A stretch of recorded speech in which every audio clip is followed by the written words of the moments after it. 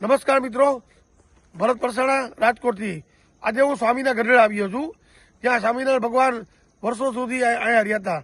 ત્યાં અમારા ખાસ મિત્ર અને ગૌભક્ત યોગેશભાઈ ડવ ખેતી માટે બહુ મહેનત કરી રહ્યા છે અને પોતાની સંપૂર્ણ ખેતી ગાય આધારિત ખેતી કરી રહ્યા છે. તેમણે આ અમૃતકુંડ વસાવ્યો છે. તો વધારે વિગત યોગેશભાઈ આપશો તમે. જય ગૌ માતા. મારું નામ આહિર યોગેશભાઈ ડાયાભાઈ ડવ. આ મારા સાથી મિત્ર મહિપાલસિંહ ગઢાળી અને એક હમણાં આવશે મુન્નાભાઈ સીતાપર, બાપભાઈ સીતાપર. અમે 5-6 જણા છીએ. અમે શરૂઆતમાં કે ખેડૂતોને કેમ સહેલું પડે એની માટે એક કાગળનો અમૃતકુંડ બનાવ્યો હતો અને આ ખેડૂતો માટે અમૃત સમાન જ છે.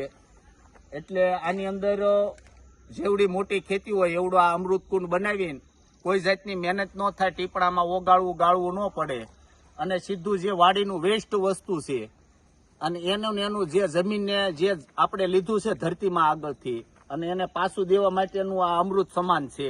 એટલે અમે આનું નામ અમૃતકુંડ પાડ્યું છે અને આ અમૃતકુંડ બનાવ્યું છે. અમે બધા 7-8 વર્ષથી આ પ્રાકૃતિક કૃષિ કરવી છીએ અને નવા નવા સંશોધનો કરતા રહેવી છીએ. અમારો હેતુ એક રાષ્ટ્રપ્રેમનો છે કે કઈ રીતે ગૌ માતા બચે અને કઈ રીતે માણસનું સ્વાસ્થ્ય બચે, કઈ રીતે ખેડૂતો બચે, કઈ રીતે વાતાવરણ સુધરે અને આ એક રાષ્ટ્ર સેવા કરવી છે. અસ્તુ. જય ગૌ માતા. શું આવે છે આની અંદર? વાડીનું ટોટલી વેસ્ટ આવે છે. ગૌમૂત્ર, ગોબર, આંકડો, વાડીનું ખડ, નીણનો ઓગા, પછી હાંઠીનો ભૂકો, જે પણ પાંદડા હોય એ બધું આની અંદર નાખી દેવાનું. હા, પાણી ભરી દેવાનું. અને આ જે છે એ અમારું ફિલ્ટર છે. આનપા બતાવો. આમાં ફિલ્ટર થઈને પાણી આવી જાય અને સીધું ડ્રીપ ની અંદર વ્યૂ જાય છે અને અમારા સંપૂર્ણ પાક ની અંદર આ અમે આપીએ છીએ. તમારા ખાતર એક જગ્યાએ નાખવા જવું ન પડે. અમારે બજારમાંથી કોઈ પણ 1 રૂપિયાનું ખાતર કે કોઈ પણ વસ્તુ લેવી નથી પડતી. અત્યારે અમારો પ્રોજેક્ટ એવો છે કે આ અમારું જે બધી વેસ્ટ વસ્તુ છે એમાંથી અમે નેચરલી ખાતર બનાવશું અને બીજા ખેડૂતોને વેચશું. તમે આમાં દૂધ ગોળનો પ્રયોગ કરો છો? દૂધ ગોળ, પછી સીવીઆર મેથડ, એક તમારી મેથડ જે દૂધ ગોળ, ગૌમૂત્ર, છાણ અને ગોળનું પાણી, એક માટી, એરંડી તેલ, સોયાબીન અને અરીઠા. બહારથી કઈ લેવું તો પડે? બહારથી અમે કોઈ પણ વસ્તુ બિયારણ સિવાય કોઈ, અને જાજુ 99% બિયારણ અમારું પોતાનું જ હોય છે. આ ગામમાં દૂધ ગોળના ખેડૂત કેટલા છે? આ ગામની અંદર દૂધ ગોળના લગભગ 500 થી 600 ખેડૂતો હોય છે ગઢડા તાલુકાની અંદર. આજુબાજુમાં બધા આ ગઢડા તાલુકાની અંદર 76 ગામની અંદર 500 થી 600 ખેડૂતો છે ને.